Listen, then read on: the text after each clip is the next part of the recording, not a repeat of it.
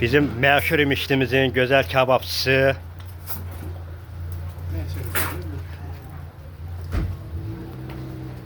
Tikə kabablarını pişirir. Kebabı. Allah mübarək eləsin. Usta bura Xəlpəli kəndidir. Xəlpəli kəndi. Qız toyudur. Qız toyudur. Allah mübarək eləsin. Mən Xəlpəli kəndini həqiqətən çox istəyirəm. Xəlpəli kəndi gözəl kətlərdən. Öz halal törən yeyən kətdə. Xəlpəli elə belə kətdir. İmişlimizin gözüdür, gözü kətlərdən biri. Allah mübarək eləsin. Bu kababa bax ya, bu nədir, bu nədir? Göz haqqınızı halallığın verin sənə. Həmişə ofisi qovurma çəkirdim, indi də səhər toyların kababını çəkirəm.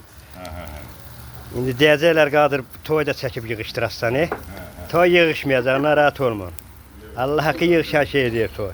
Allah mübarək eləsin. İmişli rayonu Xəlpəli kəndi.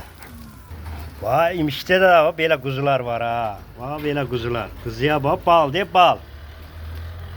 Neçə usta? 12 kiloluq. 12-13 kilo olur. 17'den kuzu kesilir. Vay, yeməklərə bax, 600 adamın yeməyi var usta burada.